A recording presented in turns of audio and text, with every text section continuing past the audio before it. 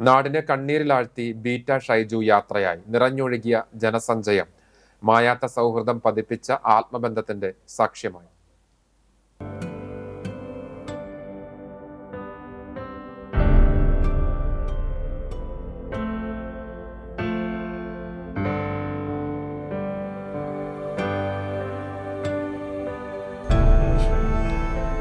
ഇന്നലെ വരെ ഉത്സവാഘോഷങ്ങളിലും നാട്ടിലെ പൊതുപരിപാടികളിലും കാർഷിക മേഖലയിലും നിറഞ്ഞുനിന്ന ഷൈജു ബീറ്റ ഇനിയില്ല എന്ന യാഥാർത്ഥ്യം പ്രിയപ്പെട്ടവർക്ക് ഉൾക്കൊള്ളാനാകാത്ത നോവിന്റെ യാഥാർത്ഥ്യമായിരുന്നു.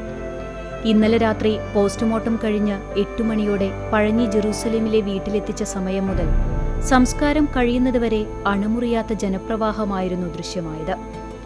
നാട്ടുകാരും ബന്ധുക്കളും സുഹൃത്തുക്കളുമായി അടുത്തുനിന്നും അകലുനിന്നുമായി ആൾക്കടലായി വന്ന് നൊമ്പരമാർന്ന ഹൃത്തടത്തോടെ അന്ത്യാഭിവാദ്യങ്ങൾ നൽകിയാണ് തങ്ങളുടെ പ്രിയപ്പെട്ടവനെ അവർ യാത്രയാക്കിയത്. കൃഷിയെയും കലയെയും ഒരുപോലെ സ്നേഹിച്ച ജനപ്രിയനായ യുവ കർഷകനായിരുന്നു 42-കാരനായ ഷൈജു.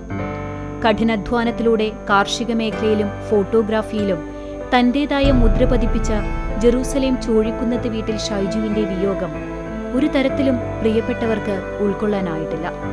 പ്രദേശത്തെ പാടശേഖര സമിതി പ്രസിഡന്റ് എന്ന നിലയിൽ കർഷകരുടെ പ്രശ്നങ്ങളിൽ സജീവമായി ഇടപെട്ടിരുന്ന ഷൈജു മികച്ച ഒരു സംഘാടകൻ കൂടിയായിരുന്നു. കൃഷിയെ ജീവിതചര്യയുടെ ഭാഗമാക്കിയ അദ്ദേഹം ആധുനിക കൃഷിരീതികൾ നടപ്പിലാക്കുന്നതിൽ മുൻപന്തിയിലുണ്ടായിരുന്നു. കൃഷിയിടത്തിലെ തിരക്കുകൾക്കൊപ്പം തന്നെ തന്റെ പ്രൊഫഷണലായ ഫോട്ടോഗ്രാഫി മോഹങ്ങളെയും അദ്ദേഹം ചേർത്ത് പിടിച്ചു. ബീറ്റ എന്ന പേരിൽ ജെറൂസലേമിൽ സ്റ്റുഡിയോ നടത്തിവരികയായിരുന്നു. മികച്ച ഒരു ഫോട്ടോഗ്രാഫർ എന്ന നിലയിൽ ചുരുങ്ങിയ കാലം കൊണ്ടുതന്നെ വലിയൊരു സൗഹൃദ വലയം കെട്ടിപ്പടുക്കാൻ അദ്ദേഹത്തിന് സാധിച്ചു. എപ്പോഴും പുഞ്ചിരിക്കുന്ന സുമുഖൻ, ഏതു പ്രതിസന്ധി ഘട്ടത്തിലും പുഞ്ചിരിയോടെ മാത്രം സംസാരിക്കുന്ന ഷൈജുവിന്റെ സ്വഭാവം അദ്ദേഹത്തെ ജനപ്രിയനാക്കി. പുതിയ ബിസിനസ് സംരംഭങ്ങളെക്കുറിച്ചും കൃഷിയിലെ വിപുലീകരണത്തെക്കുറിച്ചും വലിയ സ്വപ്നങ്ങൾ കണ്ടിരുന്ന ഒരു വ്യക്തിത്വത്തെയാണ് നാടിന് നഷ്ടമായത്. രോഷ്നിയാണ് ഭാര്യ. വിദ്യാർത്ഥികളായ ശ്രാത്തിക, ശ്രേയ എന്നിവർ മക്കളാണ്. ഷൈജുവിന്റെ നിര്യാണത്തിൽ MLA AC മൊയ്തീൻ, പാടശേഖര സമിതി അംഗങ്ങൾ, ഫോട്ടോഗ്രാഫി അസോസിയേഷൻ, പ്രാദേശിക സാംസ്കാരിക സംഘടനകൾ എന്നിവർ അനുശോചിച്ചു. ബുധനാഴ്ച ഉച്ചയ്ക്ക് 12-ന് വീട്ടുവളപ്പിൽ സംസ്കാരം നടത്തി.